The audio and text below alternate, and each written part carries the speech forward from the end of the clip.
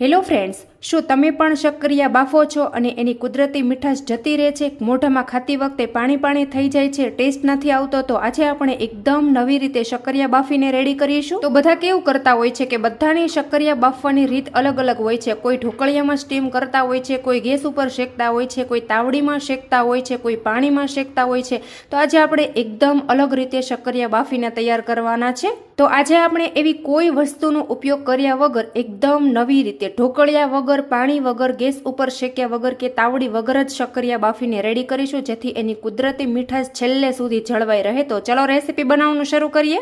તો એકદમ અલગ રીતે શક્કરિયા સ્ટીમ કરવા માટે અહીંયા મેં 500 ગ્રામ લાલ શક્કરિયા લીધેલા છે।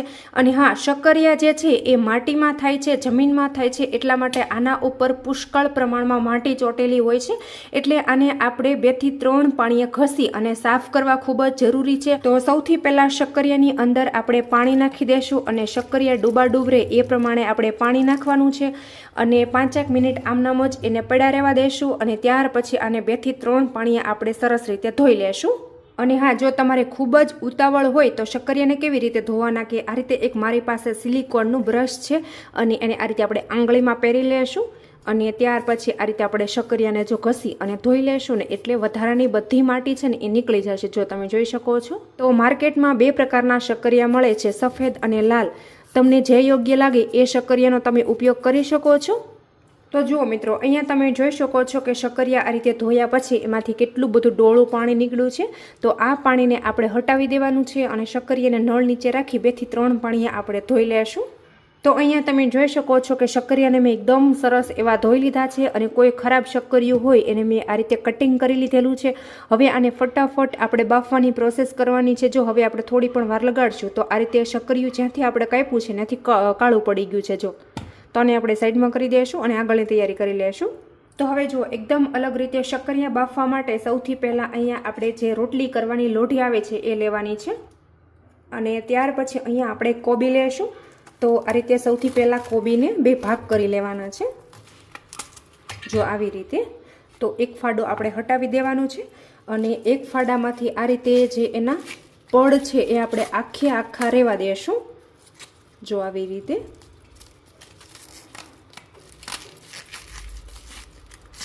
પડ છે એ કટ ન થવું જોઈએ એનું આપણે ખાસ ધ્યાન રાખીશું। આ રીતે આપણે આખા મોટા પડ ઉખાડવાના છે।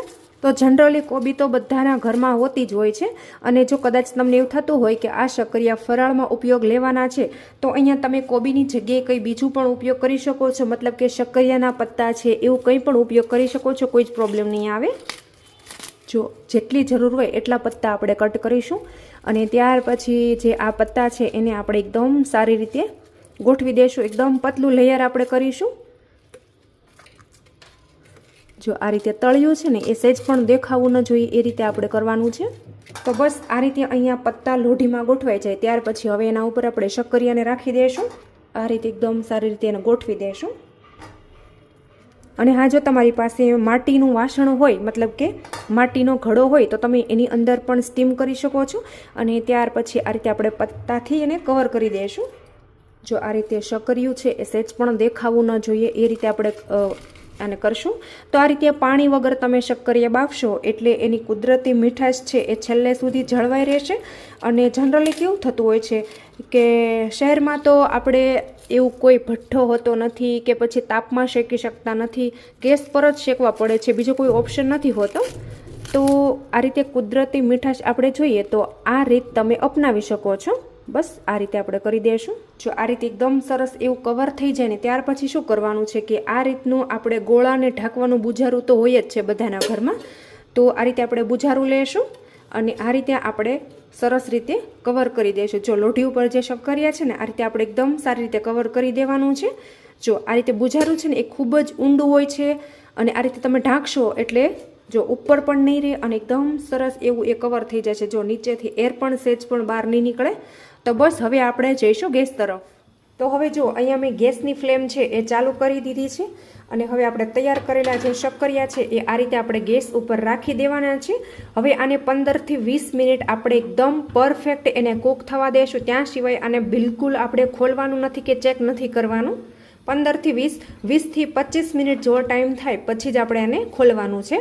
અને હા, જો સાઈડમાંથી સ્ટીમ જતો ના રહે ને એના માટે જો આ રીતનું ભારી ખાણી લીધેલી છે અને આ રીતે આપણે ઉપર રાખી દઈશું, એટલે વજનના લીધે આ સેજ પણ હલશે નહીં અને ફટાફટ સ્ટીમ થઈ જશે. હવે જુઓ મિત્રો, અહીંયા 20 થી 25 મિનિટ જેવો ટાઈમ થઈ ગયો છે અને હવે આપણે શક્કરિયાને ખોલી અને ચેક કરી લઈશું.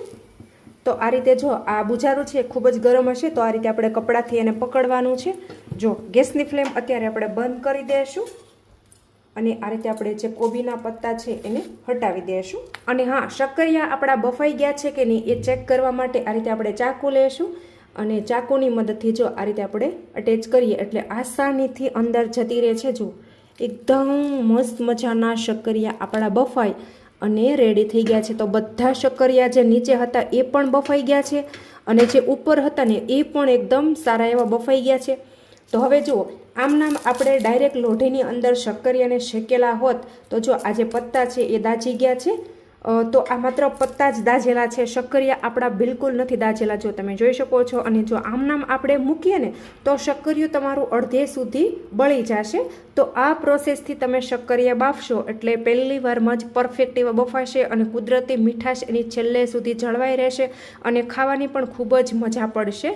તો બસ હવે આ શક્કરિયાને આપણે બહાર કાઢી લેશું. તો હવે જુઓ, શક્કરિયા ખૂબ જ ગરમ છે એટલે આ રીતે આપણે ચીપિયાની મદદથી એને કાઢશું. તો આ રીતે બાફેલા શક્કરિયા ખૂબ જ ટેસ્ટી એવા લાગે છે અને ખાવાની પણ ખૂબ જ મજા પડે છે કે જેવી રીતે આપણે ગામડામાં ભઠ્ઠામાં બાફીએ ને બસ બિલકુલ એ રીતના આ શક્કરિયા બફાઈને રેડી થાય છે મિત્રો. તો બસ આ શક્કરિયા જ્યારે ઠંડા થઈ જાય પછી આપણે એની છાલ જે છે એને રિમૂવ કરીશું અને આગળ આપણે જે ડિશ બનાવવાની છે એ પણ આ ઠંડા થયા પછી જ આપણે પ્રોસેસ કરવાની છે.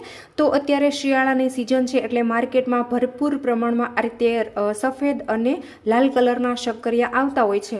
તો જેને શક્કરિયા બિલકુલ નથી ભાવતા ને એ પણ એમ કે પ્લેટ ભરીને શક્કરિયા ખાશે મિત્રો. એટલી ટેસ્ટી આવી રીતે બાફેલા શક્કરિયા લાગે છે મિત્રો. જો તો આવી રીતે શક્કરિયા બાફી અને તમે શક્કરિયાની ચાટ પણ બનાવી શકો છો, શક્કરિયાનો શીરો પણ બનાવી શકો છો અને તમે શક્કરિયાની ટિક્કી પણ બનાવી શકો છો. તમને જે યોગ્ય લાગે એ રીતે તમે શક્કરિયા આ રીતે બાફી અને કરી શકો છો.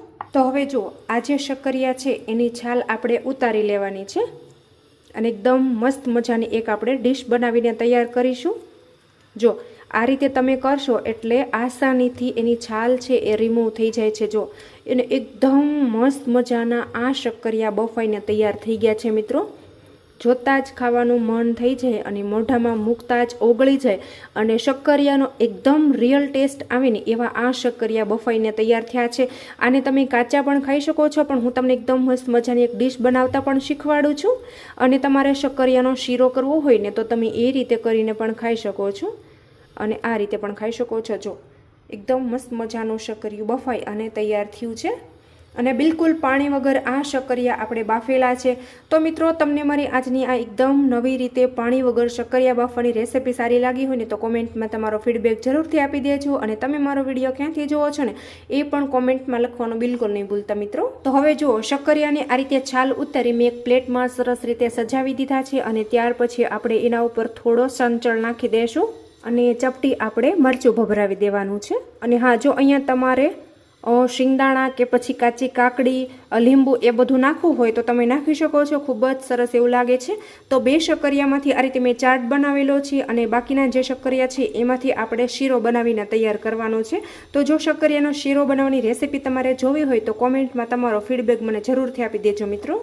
જુઓ મિત્રો, તમને મારી આજની આ એકદમ નવી રીતે શક્કરિયા બાફવાની રેસીપી કેવી લાગી છે ને એ કોમેન્ટમાં તમારો ફીડબેક જરૂરથી આપી દેજો અને તમે મારો વિડીયો ક્યાંથી જોવો છો ને એ પણ કોમેન્ટમાં લખવાનું બિલકુલ નહીં ભૂલતા. અને હજુ સુધી તમે મારી ચેનલ ઉપર નવા છો તો ચેનલને સબસ્ક્રાઈબ કરી દેજો અને જો તમે મારો વિડીયો ફેસબુક અથવા ઇન્સ્ટાગ્રામમાં જોતા હોય ને તો પેજને ફોલો કરી લેજો. Thank you.